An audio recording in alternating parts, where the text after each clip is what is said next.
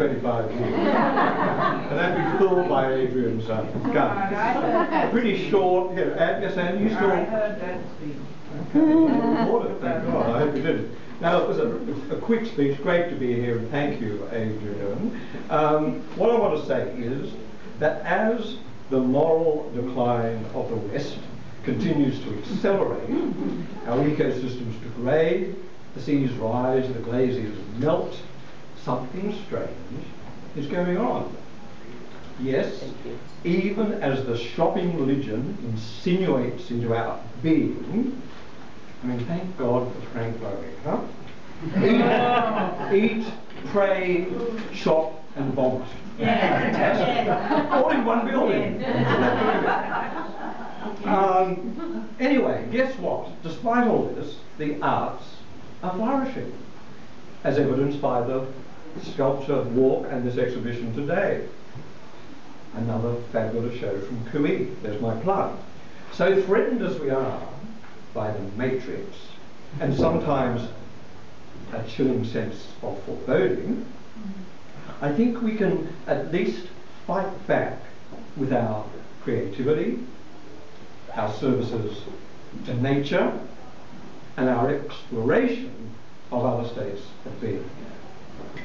And perhaps in this way we can claw back a deeper sense of our own humanity and learn to see the world through different eyes.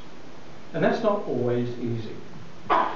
Shrinking as it is, we still enjoy an incredible level of freedom in this country. But in the dead of night, terrible crimes are being committed in our name and in secret. Like it or not, in this sunny, sports-loving country, whose praises our politicians love to sing, we are deeply allied with the agendas of other lands, including the United States of Torture, the Olympic champion, I believe, in the bloodbaths of the world. So more than ever in this dark world of smoke and mirrors, hubris and terror, it's the role of the artists to let in the light, to explore alternative realities, build bridges, make unusual connections, and so on. And our three artists today have actually been doing that for much of their lives. And about all three of them, I think there is the whiff of the shaman. John Seed works with steel skeletons that emerge from metal stamping machines, industrial garbage really, which in his words he transforms into spiritual cornucopia. How do you like that? I'm so excited. John's always been interested in transformation, starting with himself. He has looked deep into the heart of marijuana, danced with the spirits, and communed with ants. Now, we're not talking about John Gardner, are we? No. Always good to get your interventions out. Nice to hear from you during this talk. Yes, I'll try and get to my thread again. Anyway, he communes with ants, and that I know because I sat with him upon a hill in the Blue Mountains, where John looked down at the ants and translated their conversation. I reminded you last night, I believe. He had forgotten it all. However, John has rescued rainforests in a string of countries. He has launched campaigns to rescue endangered species. And he was once funded by AusAid, get this, to reweave the robes of Shiva. Did she pay you back? How delightful that sounds. John sees himself as a conjurer on a global scale, sculpturing the stuff of consciousness. Adam Risch, tall, pink, standing next to John, is also into transformation. The balance of opposites and the creation of world art.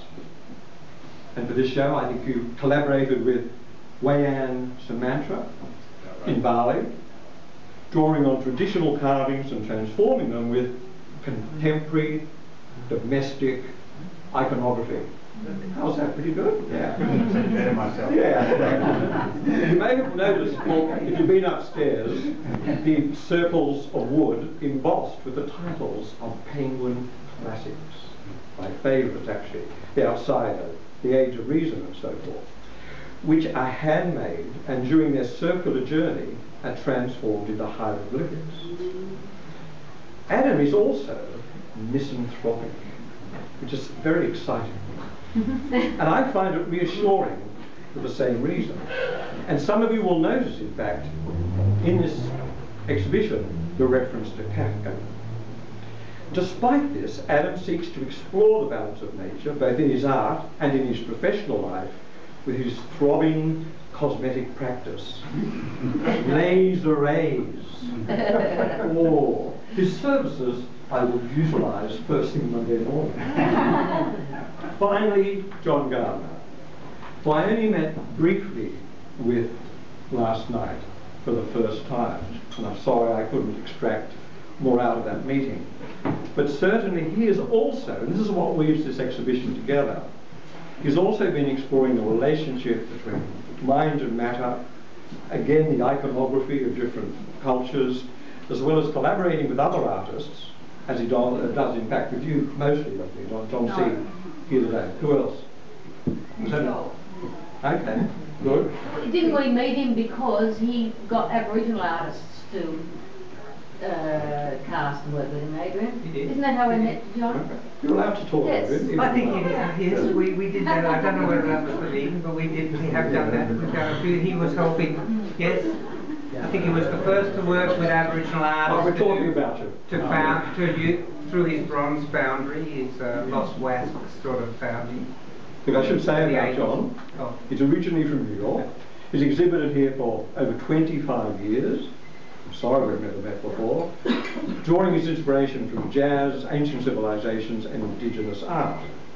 He sells to private collections and also has many corporate clients. Yes. Which I won't hold against him this afternoon.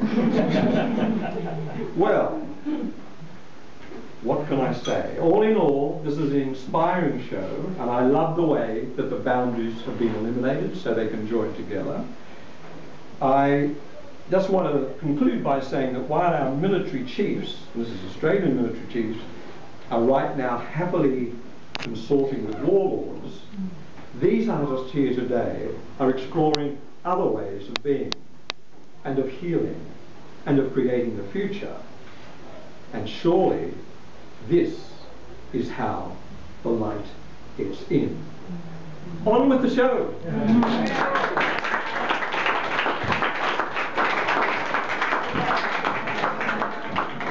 Well, just before you all disperse, thank you very much, Richard, for officially opening this exhibition.